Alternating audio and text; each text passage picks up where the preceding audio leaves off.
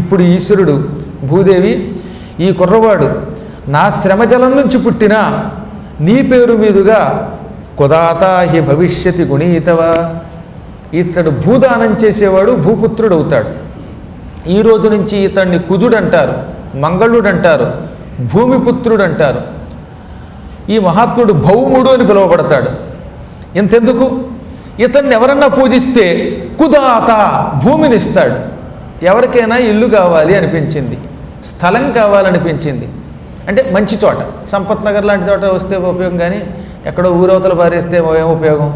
ఓ మంచి చోట, నలుగురు ఉన్న చోట, భక్తులు ఉన్న చోట, జ్ఞానులు ఉన్న చోట ఇంత స్థలం కావాలి, ఇల్లు కావాలి అనుకుంటే ఈ కుజుణ్ణి విడిచిపెట్టకుండా మండల దినం పూజిస్తే అతని అనుగ్రహంతో స్వగృహం వస్తుంది. పొలం కావాలంటే పొలం, స్థలం కావాలంటే స్థలం వస్తుంది. ఆశ తీరుస్తాడు, దురాశ కాదు. అంటే ఏమిటి? సొంత ఇల్లు కోరుకో, మొత్తం బంజారా హిల్స్ అన్ని వచ్చేయాలని కోరుకో, మొత్తం విజయవాడ అంతా వచ్చేయాలని కోరుకోకూడదు. నాకేదో కాస్త స్థలము పదిలముగా ఇంత గూడు కావాలనుకుంటే ఇస్తాడు ఆయన. సుస్పష్టంగా శివుడు 23వ శ్లోకంలో చెప్పాడు. అందుకే ఇన్నిసార్లు చేదస్తంగా చెబుతున్నాను. అసౌ బాలహ, ఈ బాలుడు కుదాతా హి భవిష్యతి గుణీతవ, ఇతడు భూమికి సంబంధించినటువంటి వ్యాజ్యములు తొలగించి భూమిని ప్రసాదించేవాడు అవుతాడు. ఇతడిని పూజించిన వాళ్ళంతా భూమికి సంబంధించిన శుభములు పొందుతారు. ఇతడు భూమిని ఇస్తాడు. ఇది శివుడు చెప్పిన మాట. ఇంతెందుకు, మమాపి సుఖదాత హి గృహాణైనం యథారుచి, ఇతడు నాకు కూడా సుఖమిస్తాడు, సంతోషమిస్తాడు, ఈ బాలుణ్ణి ప్రేమతో స్వీకరించు అని రుద్రుడు ఆ కుమారుణ్ణి భూదేవి చేతిలో పెట్టి అదృశ్యం అయిపోయాట. ఇంకెక్కువసేపు ఉండకూడదు కనుక ఆ బాలుడు ఇవాళ మనందరం పిలిచే కుజగ్రహం అయ్యాడనమాట. సబాలో భౌమ ఇత్యాఖ్యాం ప్రాప్య భూత్వా యువాదృతం తస్యాం కాశ్యాం చిరం కాలం శిషేవే శంకరం ప్రభు. ఈ బాలుడి భౌముడు, కుజుడు, మంగళుడు, అంగారుడు, అంగారకుడు ఇత్యాది నామాలు పొందాడు.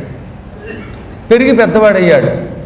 వెంటనే కాశీకి వెళ్ళాడు. కాశ్యాం, కాశీలో చిరంకాలం, చాలా కాలం, శిషేవే శంకరం ప్రభుం, శివుణ్ణి చాలా భక్తితో పూజించాడు. చాలా కాలం శివుణ్ణి భక్తితో పూజించాడు. తన పేరు మీదుగా కుజేశ్వరలింగం లేక మంగళేశ్వరలింగం అనే లింగం ప్రతిష్ఠించాడు. నాతో కాశీ వచ్చిన వాళ్ళంతా చూశారు. కుజుడి ప్రతిష్ఠించిన లింగం ఉంటుందన్నమాట. దానికి మంగళేశ్వరలింగం, కుజేశ్వరలింగం అంటారు. కుజ భగవానుడు ఒక లింగాన్ని ప్రతిష్ఠించి పూజించాడు, శివుడి కోసం తపస్సు చేశాడు. అప్పుడు విశ్వేశ్వరుడు, నాయనా నిన్ను గ్రహం చేస్తున్నాను. ఇంతవరకు శుక్రుడే అందరిలోకి బాగా పేరు పొందినవాడు. శుక్ర మహాదశ అంటే మహాదశ అని అందరూ పొగుడుతారు. నువ్వు ఇంకా గొప్పవాడు అవుతావు అని దివ్యం లోకం జగామాసు శుక్రలోకాత్పరం, శుక్రుడి లోకం కంటే గొప్ప లోకం ఇచ్చి అంతకంటే గొప్పవాడు అవుదువుగాక అని వరం ఇచ్చాడు. కుజదోషం అని కొందరు పలుకుతారని, దానికి కుజుడు దోషం ఇవ్వడు. కుజుడిని భక్తితో పూజిస్తే అనుగ్రహిస్తాడని అర్థం. వ్యవహారంలో కుజదోషం అంటున్నావు కానీ అది కుజ దోషం కాదట, అది కుజుడి యొక్క వరం. అందుకని నిన్ను పూజించిన వారు వరములు పొందుదురుగాక. ఈ కథంతా నారదునికి బ్రహ్మ చెబుతున్నాడు. ఆ విషయం మనం మర్చిపోకూడదు. ఈ శివపురాణ కథ అంతా, నారద పరమ పవిత్రమైన మంగళోత్పత్తి కథ నీకు చెప్పాను. ఈ మంగళ కథ విన్నవాడు సర్వమంగళములు పొందుతాడు, శుభం పొందుతాడు. అమంగళం తస్య నాస్తి, వాడికి అమంగళం ఉండదు. నీవు ఈ కథని లోకంలో ప్రచారం చేయి అన్నాడు. మీరందరూ ఈ మంగళవారం పూట ఈ మంగళుని యొక్క ఉత్పత్తి కథ విన్న వాళ్ళందరూ కూడా మంగళదేవత యొక్క అనుగ్రహం పొంది శుభములు పొందుదురుగాక అని మంగళాశాసనం చేస్తుంది. ఇక పార్వతీదేవికి 8 ఏళ్ళు వచ్చాయి. శివుడి ఉజ్జయినిలో మాయమైపోయాడు కదా. అబ్బే, ఇక్కడ తపస్సు చేస్తే నా తపస్సు డిస్టర్బ్ అయింది, మధ్యలో కొడుకు కూడా పుట్టాడు, వాడు లోకానికి ఉపకారం చేశాడు, కానీ నాకు మాత్రం ఇంకా ఆవేదన తగ్గాలనుకున్నాడు ఆయన. ఎక్కడికి వెళ్ళి తపస్సు చేద్దాం అనుకున్నాడు. అప్పుడు నంది మొదలైన వాళ్ళు వెంట వస్తుంటే, ఇదిగో నా పక్కన మీరు ఎవరు ఉండద్దు, కాళ్ళు పడతాం కీళ్ళు పడతాం అంటూ నిరంతరం నన్ను డిస్టర్బ్ చేస్తే నా తపస్సు దెబ్బతింటుంది. కాబట్టి నాకు కనపడకుండా దూరంగా ఎక్కడైనా ఉండండి, నా వెంట రావద్దు, నేను ఏకాకిగా తపస్సు చేసుకుంటాను. యోగులు ఎప్పుడూ కూడా ఒక్కడిగా ఉంటారు, జనంతో ఉండరు అనగానే శివుడి ఆజ్ఞ కాదనకుండా వీళ్ళంతా దూరంగా వెళ్ళిపోయి శివుడు ఎక్కడుంటే అక్కడికి కనపడకుండా ఆయనకి చాలా దూరంగా కూర్చుని ఆయన తపస్సు చేస్తే తపస్సు చేశారు, ఆయన స్నానం చేస్తే స్నానం చేశారు, ఆయనకి మాత్రం కంటపడలేదండి. అవి శివుడు వద్దు అన్న పని వాళ్ళు ఎప్పుడూ చెయ్యరు. ఈలోపు శివుడు తిరుగుతూ తిరుగుతూ హిమాలయ పర్వతం దగ్గరికి ఓషధిప్రస్థ నగరానికి వచ్చాడు. ఇది హిమవంతునికి తెలిసింది. అమ్మయ్య, నా జన్మ తరిస్తున్నది. మా అమ్మాయిని పెళ్లి చేసుకునే అల్లుడు గారు తపస్సుకి మా పర్వతం మీదకి వచ్చారు. ఎంతకాలం ఆయన అక్కడున్నట్ట ఎక్కడున్నట్ట అని విన్నాను, కానీ ఎక్కడున్నాడో తెలియటం లేదు. ఎక్కడున్నాడో తెలియని పరమాత్మ మళ్ళీ నా దగ్గరికి ఇక్కడికే వస్తున్నాడని విన్నాను అనుకుని వెంటనే సంతోషంతో పొంగిపోతూ ప్రణనామ ప్రభుం రుద్రం సగణో భూధరేశ్వర. హిమాలయ పర్వత ప్రాంగణంలో ఇవాళ మనం కేదారం అని పిలుస్తున్న ప్రాంతంలో గౌరీకొండం అని ఒకటి ఉన్నది. ఆ గౌరీకొండ ప్రాంతం దగ్గరికి మొదట్లో శివుడు వచ్చాడు, తర్వాత పైకి వెళ్ళిపోయాడు అనుకోండి. అక్కడికి ఆయన రాగానే ఈ హిమవంతుడు ఎదురేగి సాష్టాంగ నమస్కారం చేశాడు, భక్తితో పూజించాడు. ఎంత అదృష్టవంతుడి నేను! సమస్త లోకాలు తనలో పెట్టుకున్న ప్రభువు నా దగ్గరకు వచ్చి నా శిరస్సు మీద తన పాదం పెట్టాడు అని పొంగిపోతూ, దేవదేవ మహాదేవ కపర్దిన్ శంకర ప్రభో త్వయైవ లోకనాథేన పాలితం భువనత్రయం నమస్తే దేవదేవేశ యోగిరూపధరాయ చ నిర్గుణాయ నమస్తుభ్యం సగుణాయ విహారిణే కైలాసవాసినే శంభో సర్వలోకాటనాయ చ నమస్తే పరమేశాయ లీలాకారాయ శూలినే పరిపూర్ణ గుణాధాన వికారరహితాయ తే నమో అనీహాయ ధీరాయ పరమాత్మనే. ప్రభు, దేవదేవ, మహాదేవ, కపర్ది, జటాజోటాలు ధరించిన వాడిని కపర్ది అంటారు. పెద్ద జడలు ధరించిన మహాత్మా నమస్కారం. అవి జడల, ఆకాశమే నీ జడలు, ఈ భూమియే నీ పాదం, నీ నాభి వియత్తలం. ఈ చరాచర జగత్తులో ఉన్న నదీ నదములన్నీ నీలో ఉన్నటువంటి రక్తము, చీము మొదలైనటువంటి ద్రవాలు. ఈ చెట్లన్నీ నీ వెంట్రుకలు. నువ్వు సర్వలోకేశ్వరుడివి. లీలామాత్రంగా రూపం ధరించావు, అసలు రూపము లేదు, గుణము లేదు.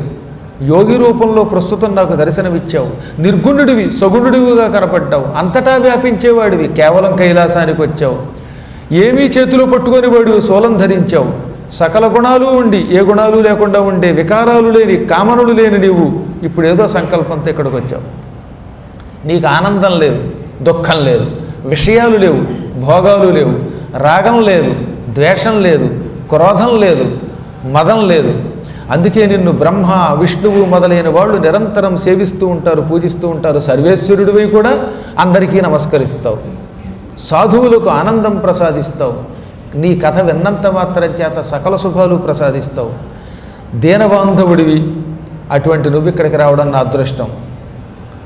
నా జన్మ సఫలమయ్యింది. ఇంతకాలం అందరూ గంగానది ఈ కొండ మీద పుట్టింది కాబట్టి గంగానదికి మూలకారకుడైన హిమవంతుడు, అనేక ఓషధులకు మూలకారకుడైన హిమవంతుడు, యోగులకు నిలయమైన హిమవంతుడు గొప్పవాడిని పొగిడారు. ఇప్పుడు అంతకంటే గొప్ప పుట్టుకున్నది. ఎందుకని? సాక్షాత్తు యోగీశ్వరుడు శివుడు వచ్చి కొండ మీద ఉన్నాడు. శివుడికి నిలయంట హిమవంతుడు, హిమాలయ పర్వతాల్లో శివుడు ఉంటారు అని నన్ను పొగుడుతారు. నా వల్ల నాకు కీర్తి రాలేదు, నీవు పాదం పెట్టడం వల్ల కీర్తి వచ్చింది. పనికి మానిన వాళ్ళని కూడా నీ పాదస్పర్శతో మహాత్ములుగా, కీర్తివంతులుగా, యశఃపూరితులుగా చేసే నీకు నమస్కారం అని పరిపరి విధాలుగా ప్రార్థించి ఆజ్ఞాపించు. నేను నీ సేవకుణ్ణి కనుక ఈ నీ దాసుణ్ణి ఆజ్ఞాపించి ఈ కింకరుడి చేత శంకర ఏదో ఒకటి చేయించుకో అనగానే ఆయన చిరునవ్వు నవ్వి, నాకు పెద్దగా కోరికలు లేవు, తపస్సు చెయ్యాలన్న కోరిక తప్ప. ఆ తపస్సు కూడా రహస్యం, ఒంటరిగా చేయాలి, ఎవరికీ తెలియకుండా చేయాలనుకుంటున్నాను. కొంతమంది జపం చేస్తున్నప్పుడు అందరికీ తెలియడం కోసం కూర్చుంటారులేండి, ఇలా కళ్ళు మూసుకుని అని అందరూ ఉన్న చోట తపస్సు చేస్తారు. అంటే వీడు ఏదో తపస్సు చేస్తున్నట్టున్నాడు, జపం చేస్తున్నట్టున్నాడు అని అందరూ అనుకోవడం కోసం చేస్తారు. అది రహస్తపస్సు కాదు. కానీ నాకు రహస్తపస్సు కావాలి. నీ కొండ మీదకి ఎవరు పడితే వాళ్ళు రారని నాకు తెలుసు. అందుకే ఇక్కడ తపస్సు చేద్దాం అనుకున్నాను. నువ్వు నాకు చిన్న ఆశ్రమం కట్టిస్తే ఈ ఆశ్రమంలో ఏకాంతంగా తపస్సు చేసుకుంటాను. నీ కొండ మీద దేవతలు, రాక్షసులు, మునులు, యోగులు, సిద్ధులు ఎందరో ఎక్కడెక్కడో తపస్సు చేస్తున్నారు. వాళ్ళందరూ లేని స్థలం ఇది. అందుకే ఇక్కడికి వచ్చాను. అందరి మధ్యలో కూర్చుంటే నా బుద్ధి కూడా వాళ్ళ బుద్ధిలా మారచ్చు. అందువల్ల ఏకాంత తపస్సు అవసరం. నువ్వు పరోపకారపరాయణుడివి. ఇంత కొండ నీది గనక ఈ కొండలో నాకు ఈ కాస్త బండ అండగా ఇస్తే ఇక్కడే కూర్చుండి తపస్సు చేసుకుంటాను. ఏమంటావు అనగానే ఆయన నెత్తినూరు కొట్టుకుని, ఈ కొండే నువ్వు, ఈ కొండ రూపంలో ఉన్న నన్ను సృష్టించింది నువ్వు, అటువంటిది ఈ కొండ నీకు అండంటావా? ఇంత స్థలం ఇమ్మంటావా? ప్రభు, ఈ పర్వతాన్ని స్వేచ్ఛగా వినియోగించుకో. అసలు నీ మాట కాదంటే నేను ఉంటానా? ఈ చరాచర జగత్తులో నీ మాట కాదన్నవాడు ఎక్కువ కాలం జీవిస్తాడా? నీ అనుగ్రహం ఉంటే చిరజీవి అవుతాడు, లేకపోతే మరజీవి అవుతాడు. ప్రభు, నేను ఎప్పుడో మనస్సులో నిన్ను పూజించాను. ఎంతెందుకు, నా మనస్సులో ఒక సంకల్పం ఉంది, అదేంటో ఇప్పుడు చెప్పను. అది అయ్యిందంటే ఇదంతా నీకు కట్నమే. అదేంటే హిమాలయ పర్వతాన్ని కట్నంగా ఇచ్చేస్తానంటాడు ఆయన. అయినా మనబోటి వాడికి హిమాలయ పర్వతం కట్నంగా ఇస్తే ఏం చేస్తాం? అంతకంటే ఏదైనా విశాఖపట్నం ఇస్తే ఇళ్ళును అవి పుచ్చుకుంటాం. కానీ ఆయన శివుడు కాబట్టి ఏదైనా పుచ్చుకుంటాడు అనుకోండి. ఈ కొండ మీద కూర్చో. ఇప్పుడు నువ్వు ఈ కొండ మీద కూర్చుంటే నేను దేవేంద్రుడి కంటే గొప్పవాడిని. ఆయన దేవేంద్రుడైతే అయ్యి ఉండొచ్చు కాక, శివుడంతటి వాడు నా కొండ మీద కూర్చుంటే నేను మహేంద్రుడి కంటే గొప్ప గిరీంద్రుడిని అవుతున్నాను అని పొంగిపోయాడు ఆయన. నిర్విఘ్నంగా మాత్రం తపస్సు చేసుకో. ఇంకొక కోరిక, నువ్వు తపస్సు చేసుకునేటప్పుడు యోగుల్లాగే గంగలో స్నానం చేస్తావు, ఏ చర్మాలు కట్టుకుని చర్మం మీద కూర్చుని జపం చేసుకుంటావు. రోజు పొద్దున్న లేచి లేవగానే స్నానం చేసేటప్పుడు నీకు కట్టుకోవడానికి చర్మాలు ఇవ్వడానికి, తుడుచుకోవడానికి తువ్వాళ్ళు ఇవ్వడానికి, కమండలంతో జపజలం ఇవ్వడానికి సేవకులు ఉంటే బాగుంటుంది కదా. ఒకళ్ళిద్దరైనా సేవకులు లేకుండా ఋషులు తపస్సు చేయలేరు. ఎంత గొప్పవాడికైనా కనీసం 1 hour నన్ను ఉండాలి. కాబట్టి నా మాట విను. నాకు ఒక కూతురు ఉంది. ఆ కూతురికి 2 చెలికెత్తులు ఉన్నారు. ఆ చెలికెత్తుల పేరు జయ, విజయ. ఈ జయ, విజయ, నా పార్వతి ముగ్గురిని నీ సేవకి వినియోగిస్తాను. వాళ్ళ చేత సేవ చేయించుకుంటూ అప్పుడు నువ్వు తపస్సు చెయ్యనగానే నీ కూతురు వచ్చి సేవ చేస్తే అప్పుడు నా తపస్సు షేవ్ అవుతుంది నాయన అన్నాడు ఆయన. నేను తపస్సు చేసుకునేది ఆత్మోద్ధరణకి, యోగిగా తపస్సు చేద్దాం అనుకుంటున్నాను. నీ కుమార్తె గురించి కొంత విన్నాను, పరమసుందరి అని విన్నాను. మీ అమ్మాయి వచ్చి సేవ చేస్తే ఇక నేనేం తపస్సు చేస్తాను? నాకు రాగం లేదు, ద్వేషం లేదు. కాబట్టి ఏకాంతంగా తపస్సు చేస్తానడు. కానీ అప్పటిదాకా తండ్రి వెనకాతల రహస్యంగా దక్కుంది ఆవిడ. ఈ సంభాషణ మధ్యలోకి రాలేదు. ఇప్పుడు శివుడు నేను ఏకాంతంగా తపస్సు చేస్తాననగానే పుట్టుక్కుని ముందుకు వచ్చింది. స్వామి నమస్కారం అంది. ఈశ్వరుడు ధ్యాన పంజరంలో ఉన్నవాడు ఆవిడ చూచాడు. న్యమీలయదృశౌ శీఘ్రం దధ్యౌ స్వం రూపముత్తమం. కళ్ళు అలా తెరిచి చూచాడు. ఆ రూపం చూడగానే కళ్ళు మూసుకున్నాడు. ఒక్క క్షణం ఆయన కళ్ళు జిగేలు ఉన్నాయట పార్వతిని చూడగానే. అందుకే కళ్ళు మూసుకున్నాడు. కళ్ళు మూసుకుని జపం చేయడం మొదలుపెట్టాడు. కానీ చిత్రం ఏంటో తెలుసా, ఈ శివుడు అంతటి వాడు కళ్ళు మూసుకుంటే ఈసారి ఆయన ముఖం ఆయన కనబడ్డల్లా. ఎంతో పూర్వం శివుడు తపస్సు చేసుకున్నప్పుడు తన కోసం తాను తపస్సు చేసుకున్నాడని చెప్పాం కదా. ఆత్మ ధ్యానం చేశాడు అంటే తనను తానే ధ్యానించాడు. ఇప్పుడు ధ్యానిస్తే తాను కనబడ్డంలా. కళ్ళు తెరిచినప్పుడు చూచిన పార్వతీ రూపమే కనబడ్డం మొదలుపెట్టిందిట. చంద్రరేఖతో మంచి అద్భుతమైన మెరిసిపోతున్న కాంతితో కురులతో ఉన్నటువంటి పార్వతీ సౌందర్యం కళ్ళల్లో పడగానే ఆయన కళ్ళు తెరిచి, హిమాలయ, ఏం అన్యాయం చేస్తున్నావు నాకు నువ్వు? నేను ఆత్మధ్యానం చేస్తూ ఉంటే నువ్వు జీవాత్మని ఇక్కడ పట్టుకొచ్చి పెట్టావు. నువ్వేమనుకోక ఈవిడ ఇక్కడి నుంచి పట్టుకుపో. ఈవిడ ఇక్కడ ఉంటే నేను తపస్సు చేయలేను అన్నట్ట. ఎన్ని లీలలండి శివుడివి. ఆ ఇద్దరు ఎప్పుడన్నా ఒకరికొకరు విరోధంగా వ్యతిరేకంగా ఉంటారా? అప్పుడు హిమాలయం, దేవదేవ మహాదేవ కరుణాకర శంకర పశ్యమాం చరణం ప్రాప్య మున్మీల్య నయనే విభో. దేవదేవ, ఒక్కసారి కళ్ళు తెరిచి నన్ను చూచి ఆ మాటను, ఇక్కడ కూర్చుని తపస్సు చేసుకో, తపస్సు చేస్తే నా కూతుర్ని సేవకురాలిగా ఇస్తాను అంటే ఇప్పుడు వద్దు పొమ్మంటావా? అంటే నీ మీద నీకే అనుమానమా? నీ తపశ్శక్తి మీద, లేక నీ నిష్ఠ మీద, నీ ఆత్మ నిగ్రహం మీదే నీకు అనుమానం అన్నమాట. నువ్వు ఉగ్రుడివి, నిగ్రహం లేనివాడివి కాదు. వేదం నిన్ను నేతి నేతి అనే వాక్యాలతో, అంటే ఇతడు ఇది కాదు ఇది కాదు కానీ అంతా తానే అని వర్ణిస్తోంది. అటువంటి నీవు మా అమ్మాయి పక్కన కూర్చుంటే తపస్సు భగ్నం అయిపోతుంది అన్నావంటే అప్పుడు నువ్వు యోగివా, భోగివా, రోగివా? మహేశ్వరుడు మళ్ళీ అన్నాడు, నాయన ప్రస్తుతం నీతో వాదించే శక్తి నాకు లేదు. పర్వతరాజా, నువ్వు రోజు నన్ను చూడడానికి రావచ్చు, నేను తపస్సు చేసుకుంటాను.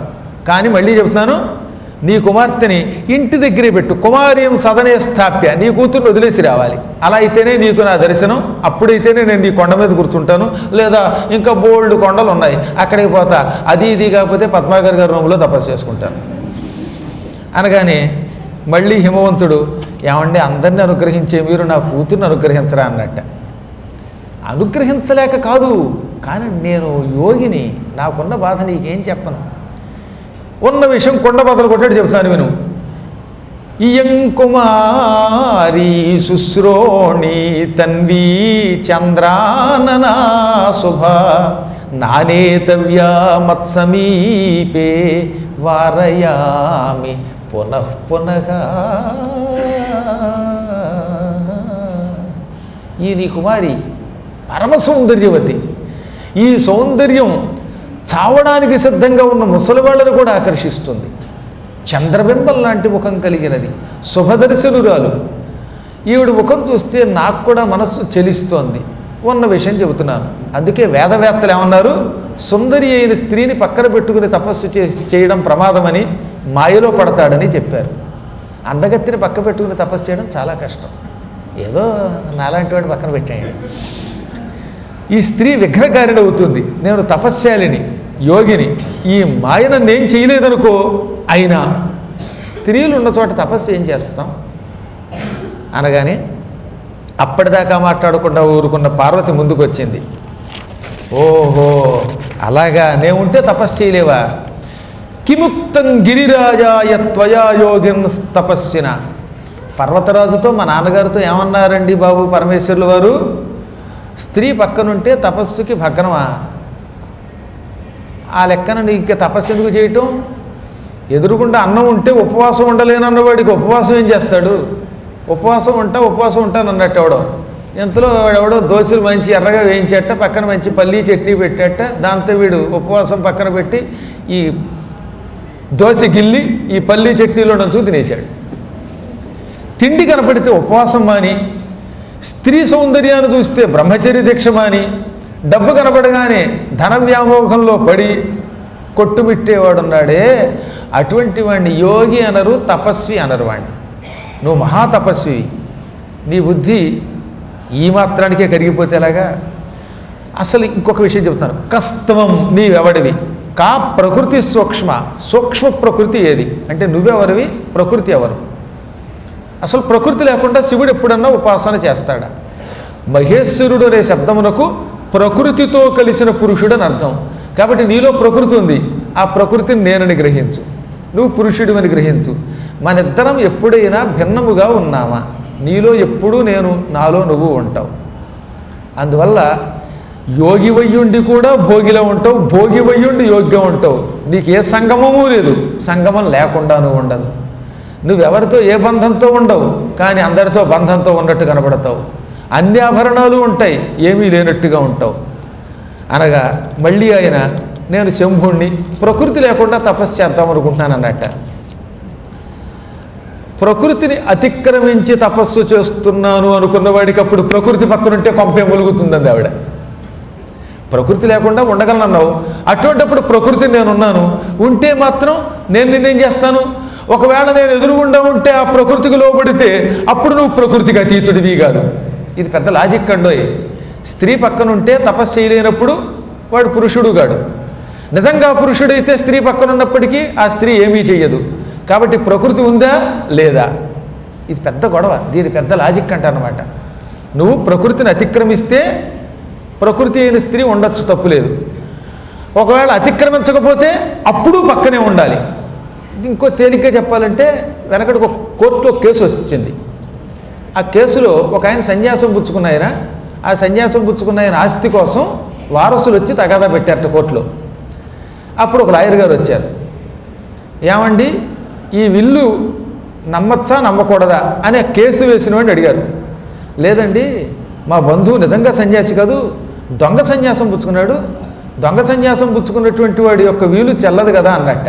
వెంటనే ఈ లాయర్ గారు జడ్జి గారితో ఈ వారసులు తెచ్చినటువంటి పాయింట్ ఒకటి గుర్తుపెట్టుకోండి, ఈయన దొంగ అయిన సన్యాసియా, సన్యాసి అయ్యి దొంగ అయ్యాడా, దొంగ అయ్యాక సన్యాసా, సన్యాసి అయ్యాక దొంగ అయ్యాడా, ఈయన దొంగ సన్యాసి అన్నదానికి అర్థం చెప్పండి, అప్పుడు ఈ విలుసంగా చూద్దాం అన్నట్ట. పాపం జడ్జి గారు దొంగ అయ్యాక సన్యాసా, సన్యాసి అయ్యాక దొంగ అయ్యాడా, దీని మీద బాగా వాదోపాదాలు జరిగాయండి కోర్టులో. చివరికి ఏం చేశారంటే దొంగ అయ్యి సన్యాసి అయినా వీలు చెల్లదు, విలునామా, సన్యాసి అయి దొంగ అయితే అది చెల్లదు. కాబట్టి ఈ వారసులకు కాదు, ఆ ఏదో దూరంగా ఉన్నటువంటి కొడుకు వరసైన వాడికి చెల్లుతుందని కొట్టిపారేశారు. కాబట్టి దొంగ సన్యాసమా, సన్యాస దొంగమా, అదే తేలలేదు. అలాగే ప్రకృత్యా పురుషుడా, పురుషుల్లో ఉన్న ప్రకృతిలో ఉన్న పురుషుడా, ప్రకృతికి అతీతమైన పురుషుడా, పురుషుడైతే ప్రకృతిలో ఉన్నాడా అని ఈవిడ అనగానే ఇదే సాంఖ్యం యొక్క లక్షణం. సాంఖ్యయోగం మెలిపెడుతుంది, ఏ విషయం తేల్చదు. అందుకని ఆయన ఓహో సాంఖ్యశాస్త్ర ప్రకారంగా నువ్వు నాలో ఉన్నావా లేదా, ఉంటే భయం ఏమిటి, లేకపోతే భయం ఏమిటి అంటున్నావు. ఇది వినడానికి బాగానే ఉంటుంది కానీ పక్కన ఉంటేనే కొంచెం తపస్సు చేయడానికి కష్టం అన్నాడు ఆయన. ఎంతెందుకు, కిం బహూక్తేన యోగీశ శృణుమద్వచనం పరం. యోగీశ్వర ఎందుకు ఇన్ని మాటలు, ఇప్పుడు చెబుతున్నారు విను.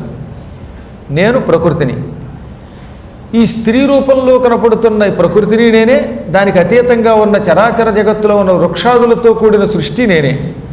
సాచాహం అంటే ఆ ప్రకృతిని నేను.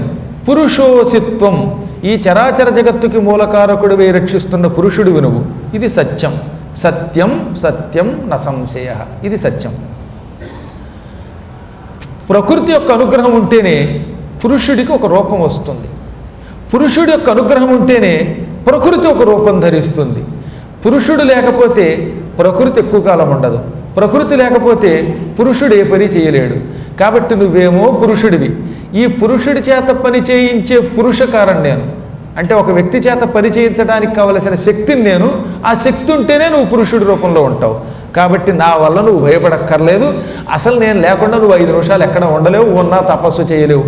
కాబట్టి సాంఖ్యశాస్త్ర ప్రకారంగా నేను నీలో ఉన్నాను అనగానే సరే అయితే ఇన్ని కబుర్లు చెప్పాక నీ మాట నేను కాదనకూడదు, కానీ ఒకటి గుర్తుపెట్టుకో, నువ్వు ఎదురుగుండా ఉన్నా నీ ముఖం చూడకుండా సేవలు చేయించుకుంటూ తపస్సు చేస్తానన్నాడు ఆయన. అలాగే మీరు ఎంతకాలం అలా నా ముఖం చూడకుండా తపస్సు చేస్తే అంతకాలం చేయండి, ఎప్పుడో ఒకప్పుడు నా ముఖం చూడక తప్పదులేండి అన్నది. హిమాలయ నాకు భూమి కేటాయించు, ఆ భూమి మీద కూర్చుంటాను, తపస్సు చేస్తాను, కానీ ఈమె నాతో మాట్లాడకూడదు, నేను మౌనంగా ఉంటాను, ఆవిడ మౌనంగా ఉండాలి. ఎంతకాలం ఇలా సాగుతుందో చూద్దాం, మొత్తం మీద మౌన తపస్సు సాగుతుంది అన్నాడు ఆయన. హిమవంతుడు సంతోషించాడు. శివుడు ఏమనుకున్నాడు, ఈ అమ్మవారికి నన్ను ఏమైనా బుట్టలో వేస్తానని అహంకారం ఉంది, ఈ అహంకారాన్ని కొంచెం పరీక్షించి కానీ దగ్గరికి తీసుకొని ఆయన అనుకున్నాడు. నా ముఖం చూడకుండా బ్రహ్మచర్యతో దీక్షతో ఉంటానంటున్నాడు శివుడు, ఈయన సంగతి ఏమిటో చూస్తానని ఈవిడ అనుకుంది. ఒకళ్ళు ప్రతిజ్ఞలు ఇద్దరూ చేసుకున్నారట. శివుణ్ణి బుట్టలో వేయడానికి అమ్మని ఏమైనా సరే దూరం పెట్టాలని ఆయన, ఇద్దరూ మనస్సులో సంకల్పించి తపస్సు మొదలుపెట్టారు. ఇప్పుడు నంది మొదలైన వాళ్ళు దూరం నుంచి అమ్మవారు వచ్చింది కదండి, మేము కూడా మీ దగ్గరలో కుటీరాలు వేసుకోవచ్చా అన్నట్టు వాళ్ళు. ఈ గురువుగారి దగ్గరికి ఎవరన్నా వాళ్ళు సేవ చేయడానికి వస్తే మిగతా వాళ్ళంతా పోటీ పడతారు కదా, మేము రావచ్చా, మేము కాళ్ళు నొక్కచ్చా అని ఈ గురువుల దగ్గరికి వస్తూ ఉంటే మరి నందీశ్వరాదులు శివుడి దగ్గరికి రాకుండా ఉంటారా? అందుకని అమ్మవారు తన చెలికత్తెలతో నీ సేవ చేస్తున్నది కనుక మేము కూడా రావచ్చా అని నంది, భృంగి, రిటి వీళ్ళంతా అడిగారు. నిశిషేద నతాంకోపి గణో నందీశ్వరాదికగా. అప్పుడు నందీశ్వరుడు మొదలైనటువంటి వాళ్ళని ఆయన ఆవిడ ఒక్కదానికే పర్మిషన్, కాబట్టి ఆవిడ మీరు నిషేధించకండి, ఆవిడ ఇక్కడికి వస్తుంది, మీరు నాకు దగ్గరగా ఉండకూడదు, కంటికి కనపడకూడదు, దూరంగా పండి అన్నాడు. అనగానే వారు చాలా దూరం వెళ్ళిపోయారు, ఆయన కనపడకుండా ఒక్క అమ్మవారే తన చెలికత్తెలతో వచ్చేది. రోజు ఉదయమే స్వామివారు తెల్లవారుజామున లేచేవాడు. ఆయన లేచే సమయానికి పార్వతి జయా విజయాలతో అక్కడికి వచ్చేది. నిర్వికారంగా ఆయనకి కావలసినవి ఇచ్చేది. తువ్వాళ్ళు గొడ్డలు ఆయన ఏమడిగితే అది ఇచ్చేది. ఆయన స్నానం చేసేవాడు. కూర్చోగానే జపానికి జింక చర్మలు పరిచేది. ఆ తర్వాత జపానికి సంధ్యావందనానికి నీళ్లు ఇచ్చేది. ఆ నీళ్లు పుచ్చుకుని ఆచమనం చేసి జపంలోకి వెళ్ళేవాడు. ఆయన ఏమిచ్చినా తినేవాడు కాదు. ఆవిడ ఎదురుగుండా అలా కూర్చుని ఆయన్నే చూసేది. ఆయన కళ్ళు తెరిచేవాడు కాదు.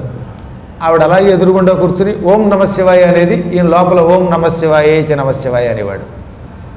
ఎన్నాళ్ళు జరిగిందో తెలియదు. ఆవిడ ముఖం ఆయన చూడటం, ఆ రూపం పార్వతీ రూపం స్వామివారిని ఆకర్షించలేదు. ఇక ఆయన పరమ ఏకాంత భక్తితో తపస్సు చేస్తూనే ఉన్నాడు.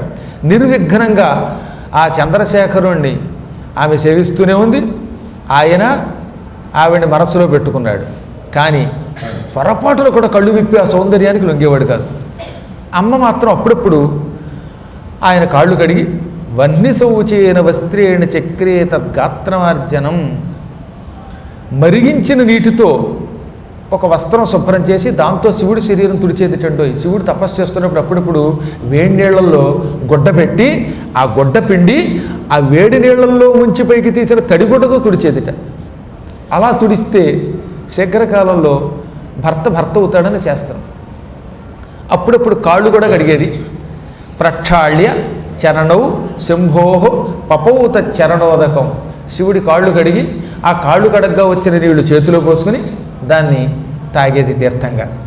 ఇలా షోడశోపచారములతో శివుణ్ణి పూజించేది, శివుడికి పరిచర్యలు చేసేది. రాత్రికి ఇంటికి వెళ్ళిపోయేది, మళ్ళీ తెల్లవారుజామున వచ్చేది. ఆయన ఏ అర్ధరాత్రి 12ంటికో ఆవిడని వదిలేవాడు. ఆవిడ మళ్ళీ 3ంటికి వచ్చేది. ఇంచుమించుకు ఒక 3 అవర్స్ మాత్రమే పుట్టింటికి వెళ్ళేది ఆవిడ. మిగతా కాలం అంతా శివుడి దగ్గరే ఉండేది. ఒక్కొక్కప్పుడు సమిధులు, ఒక్కొక్కప్పుడు పువ్వులు, ఒక్కొక్కప్పుడు ఫలములు ఇవన్నీ పట్టుకొచ్చి శివునికి సమర్పించేది. శివుడు అవి స్వీకరించినట్టే స్వీకరించేవాడు, కానీ ఏం తినేవాడు కాదు. ఆ దర్భలు ఆ ఫలాలు మళ్ళీ ప్రసాదంగా వాళ్ళకే ఇచ్చేవాడు. ఒక 1000 సంవత్సరముల కాలం ఇంచుమించుగా అలా జరిగింది. అన్నాళ్ళైనా సతీ శివులకి ఏమీ సాంగత్యం లేదు. శివుడు మాత్రం ఏమనుకున్నాడు తెలుసా? యదైవైషా తపశ్చర్యా వ్రతం కాళీకరిష్యతి తదాచతాం గ్రహీష్యామి గర్వబీజ వివర్జితాం. ఈ కాళికకి మనస్సులో శివుణ్ణి ఏమైనా సరే లొంగ తీసుకోగలననే గర్వం ఉన్నది. ఆ గర్వం పోతే కానీ ఆవిడని సేకరించరు. ఈ శైలజ యొక్క గర్వం పోవాలి. ఈ శైలజా గర్వం పోవాలంటే ఈవిడ అహంకారం పోయేంత వరకు తపస్సు చెయ్యాలి. కాబట్టి ఈవిడ ఎప్పుడు తపస్సు చేస్తే అప్పుడు అనుగ్రహిస్తారు. తపస్సు చేయనంత వరకు ఈవిడిని అనుగ్రహించను అనుకున్నాడు. ఆవిడికి తపస్సు చేసే అవకాశం లేదు, కేవలం శివుడి సేవే చేస్తున్నది. ఇక ఈలోపు ప్రపంచమంతా అల్లకల్లోలం అయిపోయింది. ఈలోపు భయంకరుడైన తారకాసురుడి యొక్క బాధలు దేవతలు మానవులు తట్టుకోలేకపోయారు. వాళ్ళంతా హాహాకారాలు చేశారు. ఈ తారకాసురుడి పీడ ఎలా పోతుంది అనుకున్నారు వాళ్ళు. అందుకని వాళ్ళంతా బ్రహ్మదేవుడి శరణు కోరారు. అనగానే నారదునికి మళ్ళీ అనుమానం వచ్చింది. మధ్యలో ఈ తారకాసురుడు ఎవరు? వీడి బాధలు ఎందుకు దేవతలు పొందారు? ఈ కథ కూడా నాకు పూర్తిగా చెప్పు. నా కోసం కాదు, ఈ జగత్తు కోసం. ఏదో హఠాత్తుగా తారకాసురుడు ఎవడో బాధపడుతున్నాడంటే వాడి గురించి తెలియనటువంటి ఈ ప్రజలు ఈరోజు మంగళవారం కథ అయ్యాక ఇంటికి వెళ్ళి ఎవడి తారకుడు అని నిద్ర పట్టక బాధపడే అవకాశం ఉంటుంది. దిక్కుమాలిన సీరియల్స్కి అలవాటు పడిన వీళ్ళు ఈ సీరియల్ యొక్క సస్పెన్స్ తట్టుకోలేరు. అనగానే అప్పుడు బ్రహ్మదేవుడు ఇలా చెప్పడం మొదలుపెట్టాడు. నాయనా, నువ్వు నా కొడుకుల్లో కల్లా ప్రాజ్ఞుడివి కనుక చెబుతున్నాను. పైగా భక్తుడివి. ఈ కథలు భక్తులకే చెప్పాలి. నా భక్తాయ నదేయం, భక్తులు కాని వాళ్ళకి ఈ కథ చెప్పకూడదు. నీవు పరమభక్తుడివి చెబుతున్నాను విను. శంకరుణ్ణి స్మరించి చెబుతున్నాను విను. నా మానసపుత్రుడు మరీచి, బ్రహ్మ తన మనస్సు నుంచి మరీచి అనే ఒక ప్రజాపతిని సృష్టించాడు. మీకు ముందే చెప్పానుగా, మరీచి అంగిరుడు మొదలైన వాళ్ళంతా బ్రహ్మమానస పుత్రులు. అందులో ఈ మరీచి అనేవాడికి కశ్యపుడు అనేవాడు కొడుకు పుట్టాడు. ఈ కశ్యపుడు దక్షుని యొక్క కుమార్తెలు 13 పెళ్లి చేసుకున్నాడు. ఆ 13లో పెద్ద ఆవిడ అదితి, అదితి కొడుకులు ఇంద్రాది దేవతలు. రెండో ఆవిడ దితి. ఈ దితికి హిరణ్యాక్షుడు హిరణ్యకశిపుడు అని 2 కొడుకులు పుట్టారు. శ్రీ మహావిష్ణువు వరాహ రూపంలో హిరణ్యాక్షుణ్ణి సంహరించాడు. నరసింహ రూపంతో హిరణ్యకశిపుణ్ణి సంహరించాడు. అప్పుడు దితి పరమ దుఃఖం పొంది నా కుమారులిద్దరినీ అదితి తన కొడుకుల ద్వారా చంపించింది. నాకు ఈ అదితి నిజానికి అక్క కాదు, శత్రువు. దీని కొడుకులు కూడా నాశనం చేయాలనుకున్నది. ఒక రోజున భర్తని పిలిచింది. దేవతల చేతిలో చావులేని అజేయులైన కుమారుణ్ణి ఒకడిని ప్రసాదించనగా ఆయన, నేను నీకు వరం ఇస్తాను, ఆ వరం ప్రకారం నువ్వు కొంతకాలం పాటు శివుణ్ణి ఉపాసించు, అప్పుడు నువ్వు గర్భం ధరిస్తావు. గర్భవతిగా ఉన్నంతకాలం నువ్వు పగటిపూట నిద్రపోకు, అశుచిగా ఉన్నప్పుడు నిద్రపోకు, జుట్టు విరబోసుకుని నిద్రపోకూడదు. గర్భవతులు జుట్టు విరబోసుకుంటే పుట్టే పిల్లలు అయితే దుర్మరణం పాలవుతారు, లేదా నీకు దక్కకుండా వేరే వాళ్ళ పాలవుతారు అనగానే అలాగే జాగ్రత్తగా ఉంటానన్నది. గర్భం ధరించింది. ఈవిడ గర్భవతిగా ఉండగా ఇంద్రుడికి భయం కలిగింది. ఈవిడికి పుట్టే బిడ్డ నన్ను సంహరించే పరాక్రమవంతుడేమోననుకుని ఏమైనా కడుపులో ఉన్న బిడ్డని కడుపులో ఉండగానే చంపేద్దాం అనుకున్నాడు. వినయం నటిస్తూ ఒక రోజున పిన్ని గారి దగ్గరికి వచ్చాడు. పిన్ని పిన్ని, నా పాలిటి బంగారు గిన్ని, నిన్ను సేవిస్తాను అంటే కాళ్ళకి దండం పెట్టి, ఎంత చెడ్డ, నువ్వు నా పిన్నివి, మా అమ్మకి చెల్లివి, నువ్వంటే గౌరవం, ఏదో దురదృష్టవశాత్తు నీ కుమారుల్ని సంహరించాను, ఈ రోజు నుంచి నీకు కొడుకు పుట్టేదాకా సేవిస్తాను, నన్ను కాదనకు అని గట్టిగా కాళ్ళు పట్టుకుంటే పాప ఆవిడ కరిగిపోయింది. సరే పాదసేవ చేసుకుంది. ఈ పాదసేవ చేసే వాళ్ళందరూ నమ్మకూడదండో, ఎప్పుడు ఆవిడ ఎందుకు సేవ చేస్తారో తెలియదు. కాళ్ళు పెట్టినట్టే పెట్టి పంపించేస్తారు కొందరు. అందులో పాదాలు పట్టుకునేటటువంటి వాళ్ళందరూ భక్తులు అనుకోవద్దు సుమా. సరే ఈవిడి పాదాలు ఒత్తడం మొదలుపెట్టాడు ఆయన. కశ్యప ప్రజాపతి చెప్పిన మాటలు ఉన్నాయిగా, ఈవిడ అశుచిగా ఉన్నప్పుడు ఆవిడ గర్భం నశిస్తుంది అంచేది. ఎప్పుడు ఈవిడ అశుచిగా ఉంటుందో సమయం చూసి కడుపులో ఉన్న పిల్లాన్ని చంపేద్దామని కాసు కూర్చున్నాడు ఈయన. పగటిపూట నిద్రపోకూడదు, కాళ్ళు కడుక్కోకుండా బాత్రూమ్కి వెళ్ళి వచ్చాక కూర్చోకూడదు, జుట్టు విరబోసుకోకూడదు, మల విసర్జనకి వెడితే స్నానం చెయ్యాలి, పేలు కుక్కుకోకూడదు, గడప దగ్గర గడప మీద పేలు కుక్కకూడదు అంటే ఇవన్నీ ప్రమాదం. ఇవన్నీ చెయ్యకూడని పనులు గర్భవతులు అసలు చేయకూడదు. ఇవేమైనా చేస్తే ఈవిడ గర్భం నాశనం చేద్దాం అని ఇంద్రుడు కాసు కూర్చున్నట్ట. ఒక రోజున ఆవిడ పూర్ణ గర్భిణి అయ్యాక కాలకృత్యానికి వెళ్ళి కాళ్ళు కడుక్కోకుండా అశుచిగానే, అది కూడా పైగా జుట్టు కూడా విరబోసుకుని మంచం మీద అలా పడుకుంది. మూత్ర విసర్జనకి వెళ్ళి కాళ్ళు కడుక్కోకుండా జుట్టు విరబోసుకుని మంచం మీద పడుకున్నావా పిన్ని అని పంచన చేరి ఇంద్రుడు ఆవిడ నిద్రపోగానే వజ్రం పుచ్చుకుని తన మహామహిమతో ఆవిడ గర్భంలో ప్రవేశించేశాడు. ఆ గర్భంలో ఉన్న బిడ్డని పటా పటామని 7 ముక్కల కింద కొట్టాడు. నిజానికి రామాయణంలో 21 ముక్కలనే రాశారు, కానీ మిగతా పురాణాల్లో 7 సప్త సప్తభిహి అన్నారు. 7 ముక్కలు అయ్యాయిట ఆ కడుపులో ఉన్న పిండాలు. ఆ 7 ముక్కలు మళ్ళీ 7 పిల్లలు అయిపోయేటండోయ్. కడుపులో ఉన్న ఒక్క పిండాన్ని ఈయన వజ్రంతో 7 ముక్కలు కొడితే ఒక్కొక్క ముక్క ఒక్కొక్క బుజ్జిబాబుగా మారిపోయి క్యార్ క్యార్ అని ఏడుస్తుంటే ఈయన వెంటనే మా వృధా ఏడవకండి ఏడవకండి అని మళ్ళీ ఒక్కొక్క ముక్కని 7 ముక్కల కింద కొట్టాడు. 7 7 49 ముక్కలు అయ్యాయి. 49 మంది మళ్ళీ పసివాళ్ళు అయిపోయి వాళ్ళు ఏడవడం మొదలెట్టారట.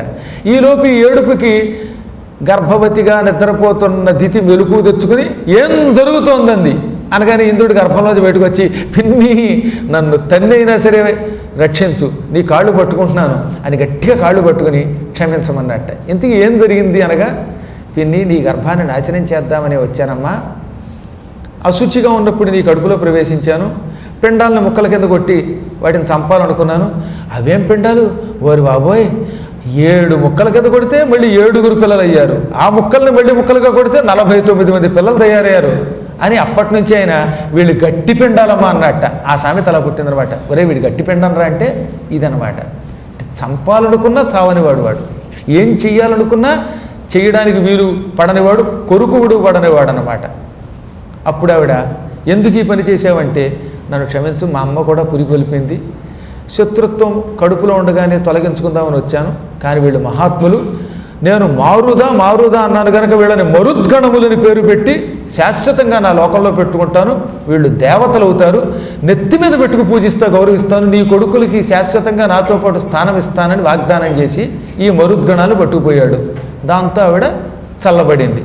అయితేనే ఇక్కడ రాశాడు, సప్తాభవన్ సుతా అందుకు చెబుతున్నాను 13వ శ్లోకంలో 14వ అధ్యాయంలో దైవయోగం వల్ల సప్త 7 ఏళ్ళు 49 మంది కొడుకులు దైవానుగ్రహంతో ఆవిడ పుట్టారు. వాళ్ళు ఇంద్రుడి దగ్గరికి పోయారు కానీ ఇంద్రుడికి శత్రువు అవ్వలేదు. నాకేదో కొడుకులు పుడతారు, పరాక్రమవంతులు అవుతారు, ఇంద్రుడిని సంహరిస్తారు అనుకున్న ఆవిడ మరుద్గణములుగా తన కుమారులు వారి స్వర్గానికి పోగానే మళ్ళీ దుఃఖించింది. ఈ ఇంద్రుడిని ఏమైనా వదలకూడదు, ఇంద్రాది దేవతల్ని జయించే మహాపరాక్రమవంతులైన దైత్యులు నాకు పుట్టాలనుకున్నది. దితి కొడుకుల్ని దైత్యులు అంటారు, అదితి కొడుకుల్ని ఆదిత్యులు అంటారు. అందుకని ఆవిడ మళ్ళీ ఒక రోజున భర్త దగ్గరికి వెళ్ళి ఆయనకి సేవ చేసి దేవతల వల్ల నాశనం పొందని నశించని ఒక మహాపరాక్రమవంతుడు నాకు కుమారుడు కావాలి, దానికి నాకేదన్నా వ్రతం చెప్పమనగా ఆయన పుత్రాయురు వ్రతం అని ఒక వ్రతం ఉన్నది. 10,000 సంవత్సరాలు శుచివై బ్రహ్మ గురించి తపస్సు చేస్తే అప్పుడు నీ వ్రతం పూర్తవుతుంది. నేను ఇచ్చిన మంత్రం జపం చేస్తూ బ్రహ్మని మెప్పించు, అప్పుడు నీకు వజ్రం వంటి అవయవాలు కలిగిన కొడుకు పుడతాడు అనగానే ఆవిడ నిజంగానే తపస్సు చేసింది, మొండిగా తపస్సు చేసింది. ఆ తపస్సుకు మెచ్చుకొని బ్రహ్మ నీవు గర్భవతి అవుతావు, వజ్రం వంటి అవయవాలు కలిగిన కొడుకు పుడతాడని వరం ఇచ్చాడు. నిజంగానే ఆవిడకు ఒక కొడుకు పుట్టాడు. వాడి శరీరం ప్రతి అవయవం వజ్రంలో ఉందిట, కఠినంగా ఉందిట. వాడిని వజ్రంతో కొట్టిన వాడు చావట్ట. అందుకని వజ్రాంగనామాసో భూద్వై దితిపుత్రో మరోపమః, దేవతల కంటే పరాక్రమశాలి అయిన కుమారుడికి వజ్రాంగుడు అని పేరు పెట్టారు. ఈ వజ్రాంగుడు మహాపరాక్రమవంతుడు. వెంటనే దితి కొడుకు పుట్టగానే ఒరే నేను నీకు వజ్రాంగుడు అని పేరు పెడుతున్నాను, పుట్టుకతో బలశాలివి, పుట్టుకతో కొండంత శరీరం ధరించిన వాడివి నువ్వు, తల్లి రుణం తీర్చుకుంటావా తీర్చుకోవా అంది. అమ్మ చెబితే ఏదన్నా చేస్తాను, ఏం చేయమంటావు అనగా ఇంద్రుణ్ణి దేవతల్ని బంధించి పట్టుకొచ్చి నా కాళ్ళ మీద పారేయి అనగా మహాత్ముడైన ఈ వజ్రాంగుడు పరాక్రమవంతుడు, పుట్టుకతో పరాక్రమవంతుడు, తపస్సులో పుట్టినవాడు చకచక వెళ్ళాట స్వర్గం మీదకి. ఒంటరిగా వెళ్ళి దేవతల్ని జయించాడు. ఇంద్రుణ్ణి తక్కిన వాళ్ళని సంకెళ్లతో బంధించాడు, పట్టుకొచ్చాడు, తల్లి కాళ్ళ మీద పారేశాడు. అప్పుడు తల్లి ఏమంది, వీళ్ళని జైల్లో పారేయంది. ఈ ఇంద్రుడిని క్షమించాను కానీ కసి తీరట్లా, కాబట్టి వీడిని చెరసాల్లో పెట్టు. నా కడుపులో దూరి పిండాన్ని ముక్కల కింద కొడతాడా, పైగా పిండం గండం నుంచి బయటపడింది పిన్ని అంటాడా, వీడికి ఇంత పిండం పెట్టు, చెరసాల్లో పెట్టి పో అంది. తల్లి మాట కాదనలేక వాళ్ళందరినీ చెరసాల్లో పెట్టాడు. వజ్రాంగుడు బలవంతుడే కానీ సాత్వికుడు.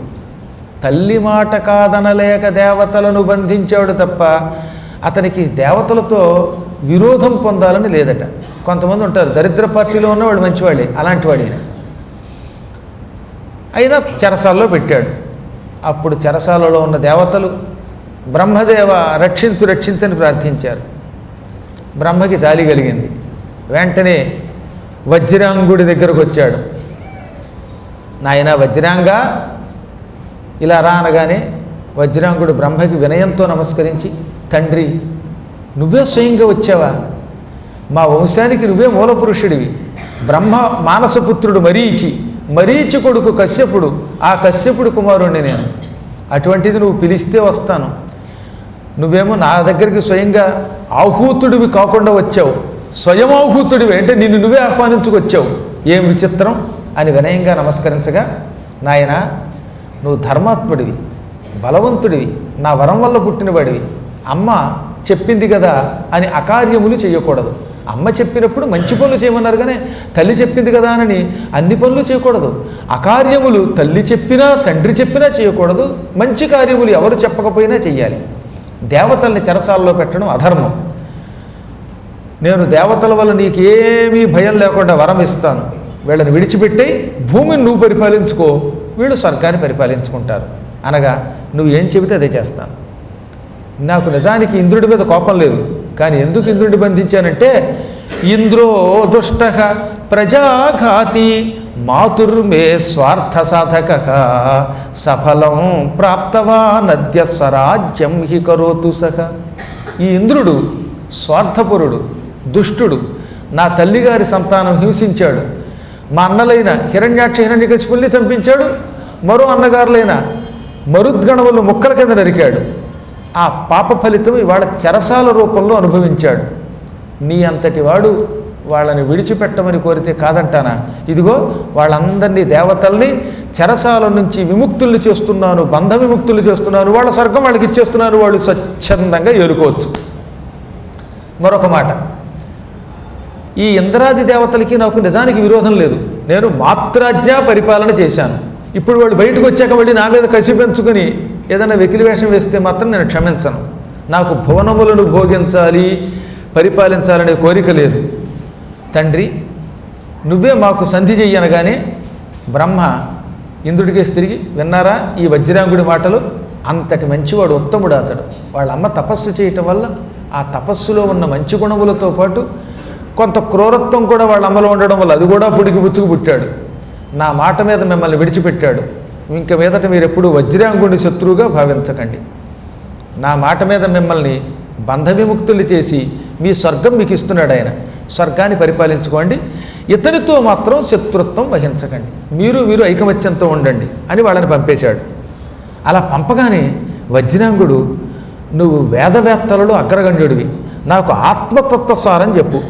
అంటే నేను నిత్యానందం పొందాలి, జపం చేసుకోవాలి, అంతఃకరణంలో ఎప్పుడూ శుద్ధి తప్ప అశుద్ధి ఉండకూడదు, అలా నన్ను అనుగ్రహించు అన్నట్టండి. ఇలా ఏ రాక్షసుడైనా వరం కోరతట్టండి?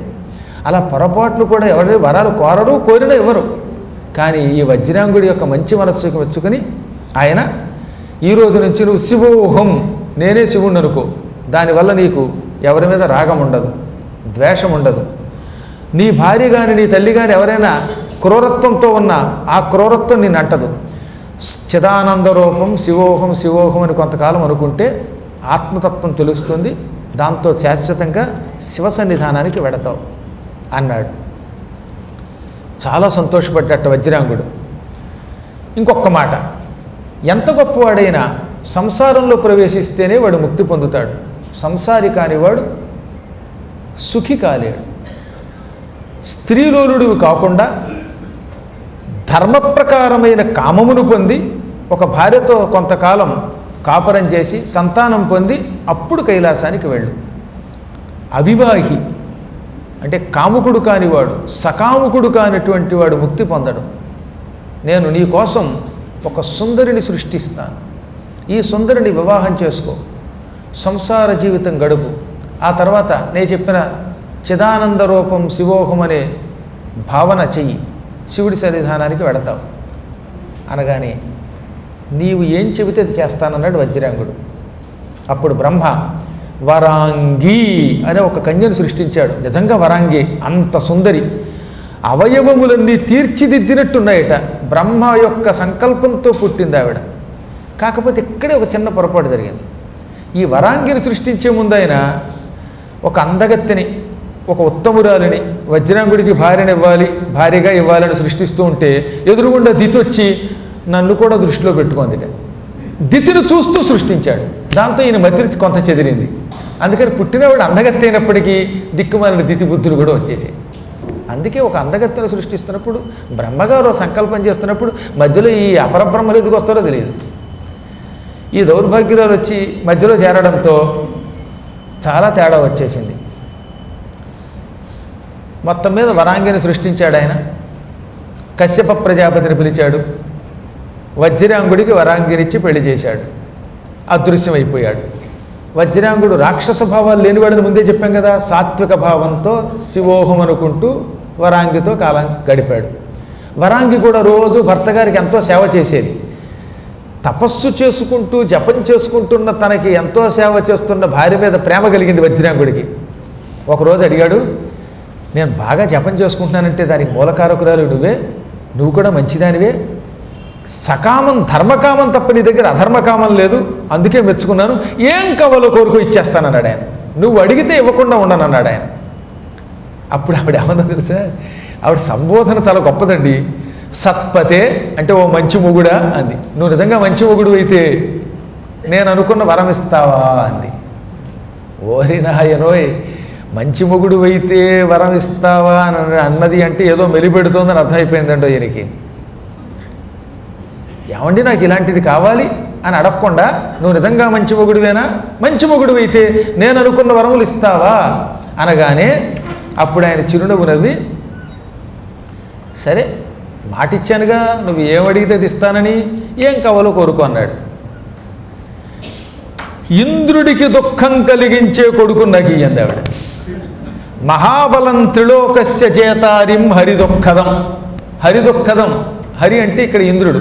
ఇంద్రుడికి దుఃఖాన్ని ప్రసాదించే కొడుకు కావాలి, వాడు మహాబలవంతుడయ్యి ఉండాలి. ఇంద్రుడి చేతకదని రోజు దేవతల్ని ఏడిపించే కొడుకు కావాలి. ఐ వాంట్ దట్ సన్ అన్నది. ఒక్క క్షణకాలం వజ్రాంగుడు తెల్లబోయేటండి. విస్మితోభూత్ అంటే విస్మితుడైపోయాడు. నేను శివోహం అనుకుంటూ ముక్తి పొందుదాం అనుకున్నా, బ్రహ్మగారి మధ్యలో నాకు ఈవిడ అంటగట్టాడు. పోని అంటగడితే ఈవిడేదో సేవ చేస్తుంది కదా అనుకుంటే ఇటువంటి కొడుకుని అడిగింది. ఓ మంచి కొడుకు కావాలి, యోగి కావాలి, ఏదో పద్మాకర్ గారు లాంటి ఉత్తమోత్తముడైన పౌరాణికుడు కావాలని కోరుకోకుండా దౌర్భాగ్యరాలు ఇలాంటి కోరిక కోరింది ఏమిట్రా అనుకుని, సరే ఏం చేస్తాడు, కాదనలేడు, అవుననలేడు. ఒక్క క్షణకాల ఆలోచనలో పడ్డాడు. ప్రియేచ్చతి విరోధం వై సురేర్మే నహి రోచతే కిం కుర్యాం హి క్వగచ్చేయం కథన్నస్యేన్న మే పణః ప్రియా మనోరథశ్చైవ పూర్ణస్యాత్రిజగద్భవేత్ క్లేశయుంనితరాం భూయో దేవాశ్చ మునయోస్తథా. నా భార్య దేవతలతో విరోధం కోరుకుంటోంది. నాకు దేవతలతో స్నేహం తప్ప వైరం ఇష్టం లేదు.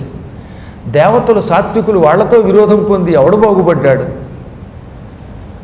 ఇప్పుడు నా భార్య కోరిక తీరిస్తే ఇంద్రాది దేవతలకే కాక లోకానికి కూడా ప్రమాదం. కేవలం దేవతలకే కాదు, దేవతా విరోధి వల్ల లోకాలకి ప్రమాదమే. తీర్చకపోతే నేను నీవు ఏమి కోరినా ఇస్తానన్న నా వరం చెడిపోతుంది. ప్రియురాలైన భార్య కోరిక తీర్చనివాడు నరకానికి పోతాడు. ఇక్కడ రాశాడండోయ్, నపూర్ణస్యాత్ ప్రియా కామస్తదా మే నరకో భవేత్. భార్య మాట కాదని, ప్రియురాలి మాట కాదన్నవాడు నరకానికి పోతాడు. ఎలా రా బాబు, ఇది పెద్ద గొడవ వచ్చింది నాకు. ఎలా చూసినా నరకం తప్పేటట్లేదు. ఆవిడ మాట అవునన్నా నీచుడు పుడతాడు, అది నాకు నరకమే, కాదన్నా నరకమే. ద్విధాపి ధర్మ నిర్వై, రెండూ అధర్మమే. ధర్మ సంకటంలో పడిన నాకు ఇప్పుడు ముక్తి మార్గం ఒకటి తెలుస్తోంది. మా తండ్రి మహాత్ముడు బ్రహ్మదేవుడు, అందరికీ పితామహుడు ఆయన. నువ్వు ఏం చేసినా పర్వాలేదు, శివోహం అనే భావన విడిచిపెట్టకు, అంతా శివమయం అనుకో, ఏం చేస్తున్నా శివుడే చేస్తున్నాడు అనుకో, శివార్పణ వస్తు అనుకోమన్నాడు. కాబట్టి శివార్పణ వస్తు అనుకుంటాను, అప్పుడు ఆ తర్వాత ఏం జరిగినా బాధ్యుణ్ణి నేను గాను, నేను ముక్తికి పోతాను అనుకున్నాడు. ఇది శివేచ్ఛ అనుకున్నాడు. సరే అన్నాడు. వెంటనే బ్రహ్మదేవుడి కోసం తపస్సు చేశాడు. బ్రహ్మ ప్రత్యక్షమయ్యాడు. నాయనా, నీ భార్య కోరిక తెలుసు, నీ బుద్ధి నాకు తెలుసు, శివుడి సంకల్పం ఇలా ఉన్నది. నువ్వేమో తత్వజ్ఞానం ప్రసాదించు, ముక్తి పొందుతానంటే మీ ఆవిడ నరభుక్తి కావాలంటోంది. ఏం చేస్తాం? సరే, లోకకంటకుడైన కొడుకు ఒకడు నీకు పుడతాడు. వాడు పుట్టాక నువ్వు ఎక్కువ కాలం ఉండకు, శివుణ్ణి తలుచుకుని కైలాసానికి పో. వాడు తపస్సు చేస్తాడు, బలవంతుడవుతాడు, లోకకంటకుడవుతాడు. ఆ లోకకంటకుడి వల్ల లోకాలకు ఉపకారమే జరుగుతుందిలే అన్నాడు ఆయన. అప్పుడు వజ్రాంగుడు భార్యకి విషయం చెప్పాడు. కొంతకాలానికి వరాంగి గర్భం ధరించింది. ఆ కడుపులో పిల్లాడు పడినప్పుడే భూమి అంతా వణికిపోయిందిటండి. కొంతమంది గర్భవతులు అవుతారు, దుర్భరం అవుతుంది జగత్తంతా. ఆ తర్వాత కొంతకాలానికి ఒక కుమారుడు పుట్టాడు. వాడు మహాకాంతితో పుట్టాడు. వాడు పుడుతూ ఉంటే 3 ఉత్పాతములు, త్రివిధోత్పాతములు, దివిభూవ్యంతరిక్షేచ సర్వలోక భయంకరా అన్నారు. ఆకాశంలో, భూలోకంలో సర్వలోక భయంకరమైనటువంటి కంపాలు వచ్చాయి.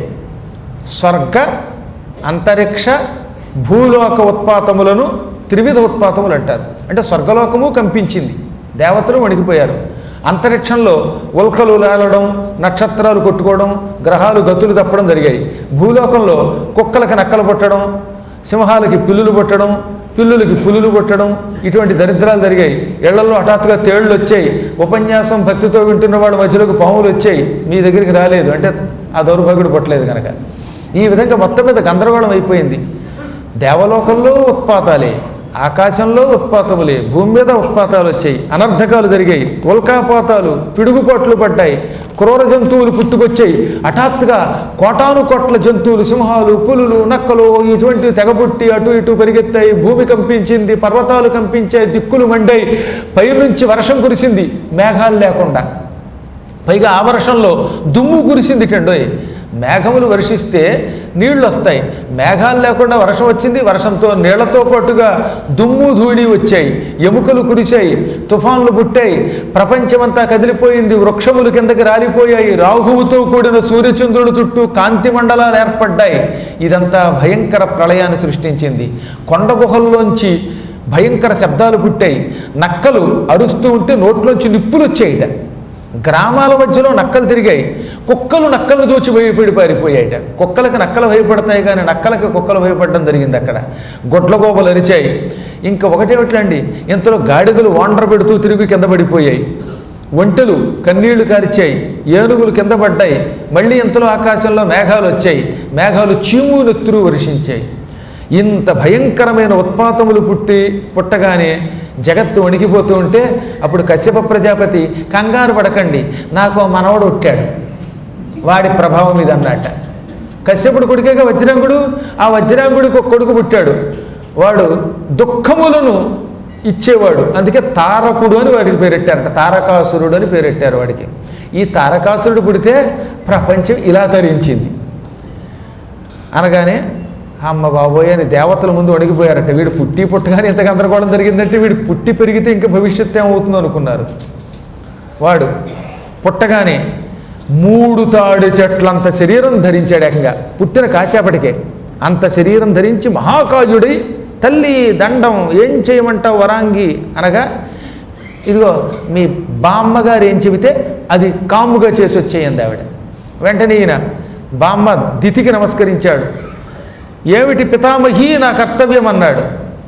మీ అమ్మ నా కోసమే నిన్ను కన్నదిరా, అసలు కోడలంటే ఈవిడే, నా మేడలన్నీ ఈవిడికి రాసిచ్చేస్తాను, నువ్వు నా కోసం పుట్టావు, నువ్వు సామాన్యుడివి కాదు, దేవ విరోధివి, దేవతల్ని సర్వనాశనం చెయ్యాలి, పీడించాలి, పిప్పి చెయ్యాలి, మునుల్ని చితక్కొట్టేయాలి. ఈ మునులంతా దేవపక్షపాతులు, దానికి ఇప్పుడున్న నీ బలం చాలదు, వెళ్ళి మధువనంలో కొంతకాలం పాటు కఠోర నియమంతో బ్రహ్మ కోసం తపస్సు చెయ్యి, బ్రహ్మగారు ప్రత్యక్షమై వరాలు ఇస్తాడు, ఆ వరాలతో విజృంభించు.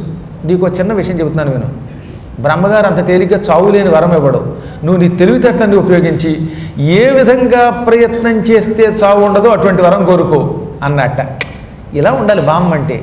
ఎంత గొప్ప బామ్మవే నువ్వు అని ఆవిడికి దండం పెట్టి, తల్లికి దండం పెట్టి, ఈయన వెంటనే మధువనానికి వెళ్ళాడు. మధువనం అంటే ఇప్పుడు మధురాపురం అంటున్నామే, అక్కడికి వెళ్ళాడు. యమునా నదీ తీరంలో కూర్చున్నాడు. యమునలో స్నానం చేసిన తర్వాత తీరంలో కూర్చుని కొంతకాలం తపస్సు చేశాడు. తపస్సు ఫలించలేదు. దాంతో కూర్చుని తపస్సు చేస్తే బ్రహ్మ ప్రత్యక్షం కాడనుకుని ఎడంకాలు నేల మీద పెట్టి, కుడికాలు ఎడమ మోకాలు మీదకి చేర్చి, ఒంటికాలు మీద నిలబడి 2 చేతులు పైకెత్తి కఠోర దీక్షతో ఓం నమో బ్రహ్మణ్య దేవాయ హిరణ్యరేతసే అంటూ తపస్సు చేశాడు. అయినా బ్రహ్మ ప్రత్యక్షం కాలేదు. అప్పుడు ఆయన సూర్యుడికేసి తీక్షణమైన చూపులతో చూస్తూ, సూర్యుడు చూస్తూ ఉంటే కాసేపటికి కళ్ళు ఏమవుతాయి, బైర్లు గమ్ముతాయి. ఆ తర్వాత కంటికి ఏం కనపడదు, చత్వారం వస్తుంది. అందుకని సూర్యుడిలో ఉన్న బ్రహ్మ తేజస్సుని చూస్తూ తపస్సు చేస్తాను, అలా చూస్తూ కళ్ళు పోయినా బ్రహ్మని మెప్పిస్తానని అలాగే సూర్యుడికేసి చూస్తూ ఒంటికాలి మీద నిలబడి అస్సలు కళ్ళు ముయ్యకుండా తపస్సు చేశాట 10 ఏళ్ళు. అసలు 10 ఏళ్ళు సూర్యుడికేసి ఏకధాటిని ఎవడన్నా చూడగలడా? పోనీ పగలు చూసి రాత్రిపూట కాసేపు కళ్ళు మూసుకున్నాడంటే రాత్రి కళ్ళు మూసుకునేవాడు కదా, అలా సూర్యోదయం అయ్యేదాకా గుడ్లు అప్పగించి అలాగే చూసేవాడట. 10 ఇయర్స్ రెప్పేయకుండా చూశాడు. ఆ రెప్పలు బిగుసుకుపోయాయి, కంటి గుడ్లు ఉన్నాయో లేదో తెలియదు, అసలు కళ్ళు కదలడంలా, వీడు చలనం లేకుండా నిశ్చలుడైపోయి అలాగే అంటున్నాడు పెదవులు కదులుస్తూ. అందుకే వాళ్ళని రాక్షసులు అన్నారు. దిక్మాల రాక్షసులకు ఉన్న మొండితనం ఎవరికీ ఉండదు. ఆ మహా తపస్సుకి ఆశ్చర్యపోయాడు బ్రహ్మ. ఎక్కువ తపస్సు చేస్తే శిరస్సు మీద నుంచి అగ్నిజ్వాలలు లేస్తాయి, అదే తపస్సు అంటే. తపము అంటే వేడి. మనిషి బాగా నిష్ఠతో తపస్సు చేస్తే వాడి శరీరం వేడెక్కుతుంది. కొంతమందికి శరీరమే వేడెక్కుతుంది, కొంతమందికి శిరస్సు పైభాగం నుంచి భయంకరమైన అగ్నిజ్వాలలు లేస్తాయి. ఈ అగ్నిజ్వాలలు వెళ్ళి ఎవరి కోసం తపస్సు చేస్తున్నామో వాళ్ళని కాల్చేస్తాయి. అప్పుడు ఆ వేడి తట్టుకోలేక దేవుడు ప్రత్యక్షం అవుతాడు. ఇదన్నమాట తపస్సు అంటే. వీడు బ్రహ్మ కోసం తపస్సు చేస్తూ ఉండడం వల్ల వీడి మూర్ధం నుంచి భయంకరమైన అగ్నిజ్వాలలు ఉండల్లాగా, ఏదో నిప్పు కొండల్లాగా తయారై పైకి లేచిపోయాయిట. ఉగ్రాచార దైత్యేంద్ర మూర్ధ దిశోద్ధూత సధూమహేతి పటలో దంచత్తపోవకిరిచేన్. ఉగ్రమైన ఆచారంతో కఠోర తపస్సు చేస్తున్న ఈ దుర్మార్గుడి శిరస్సు నుంచి లేచిన అగ్నిజ్వాలలు భయంకరమై అలా సమస్త లోకాలని దాటి బ్రహ్మ దాకా వెళ్ళాయి. లోకాల్లో ఉన్న వాళ్ళందరినీ కాల్చి కాల్చి చిట్ట చివర బ్రహ్మగారి పాదాల దగ్గరికి వెళ్ళాయి. బ్రహ్మగారి కాళ్ళు కూడా ఈ అగ్నికి కాలిపోయాయి. కాలిపోగానే సరస్వతి, ఎక్కడి నుంచండి నిప్పు వచ్చింది మిమ్మల్ని కాల్చింది అని అడిగింది. ఈ నిప్పు భూలోకంలో నా కోసం మధువనంలో తపస్సు చేస్తున్న తారకాసురుడి శిరస్సు నుంచి పుట్టిన నిప్పు అనగానే, ఈ నిప్పు మీకు ముప్పు తెచ్చిపెట్టేలోపు మీరు తొందరగా తప్పుకొని వాడికి వరాలు ఇవ్వండి బాబు అందిట. అప్పుడు ఆయన తక్షణం బ్రహ్మలోకం విడిచి హంసవాహనం మీద వీడున్న చోట ప్రత్యక్షమయ్యాడు. నాయనా తారక, లే లే, ఏం కావాలో కోరుకో, ఇస్తున్నాను నేను నీకు వరాలు. ఏమి తపస్సు చేసావురా నువ్వు? నీ తపస్సుకి నేనే ఆశ్చర్యపోయాను. నీ నెత్తి మీద నుంచి వచ్చిన అగ్నిజ్వాలలు నా కాళ్ళు కూడా కాల్చాయి. ఓరి ఓరి, అందుకేరా మిమ్మల్ని రాక్షసులు అన్నారు. మొండివాడివి, బండవాడివి, రాతి గుండెవాడివి, కోరుకో, ఏం కావాలో ఆ వరం ఇస్తాను అనగానే ఒక్కసారి ఆ మాటలకి తెరిచిన గుడ్లు మూసి మళ్ళీ తెరిచాడు ఆయన. అప్పటిదాకా నిశ్చలంగా ఉన్న కనుగుడ్లు కదిలే. ఎవరు నన్ను పిలిచింది అని తారకుడు తల అలా ఊపి చూసేట. ఎదురుగుండా హంసవాహనం మీద పద్మము వంటి రంగుతో, మంచి తామర పువ్వు ఎరుపు వంటి కలర్తో అన్నమాట పద్మవర్ణుడు బ్రహ్మ కనపడ్డాడు. హంసేమో తెల్లగా ఉంది. తెల్లని హంసవాహనం మీద పద్మం, ఎర్ర తామర పువ్వు ఏ రంగులో ఉంటుందో ఆ రంగుతో 4 ముఖాలతో పరమ సౌందర్యవంతుడు, కిరీటములు పెట్టుకున్న పుణ్యాత్ముడు, ధాత విధాత, వివిధ ప్రాణి లలాట లేఖన మహావిద్యాను సంధాత, సత్తపో నివహాభీష్ట వరప్రదాత, జగన్నిర్మాత కనబడగానే 2 చేతులు వినయంగా జోడించి ప్రభు పాహి పాహి అన్నాడు ఆయన. త్వయి ప్రసన్నే వరదే కిమసాధ్యం భవేన్మమ అతో యాచే వరం త్వత్త శృణుతన్మే పితామహ. ప్రభు, నా తపస్సుకు మెచ్చుకొని ప్రత్యక్షమయ్యావా, వరాలిస్తానన్నావా? ఇది నాకు పరమానంద కారణం.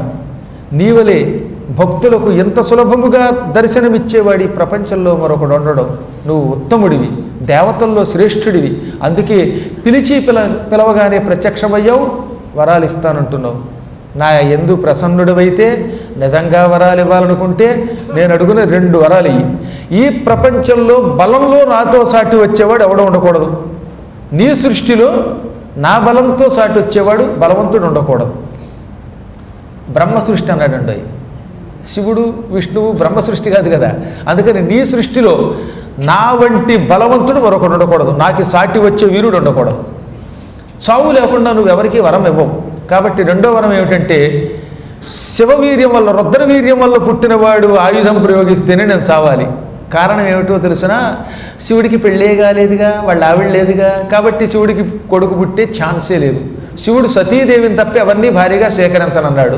సతీదేవి చచ్చిపోయింది, శరీరం విడిచిపెట్టింది. కాబట్టి శివుడికి భార్య ఉండదు.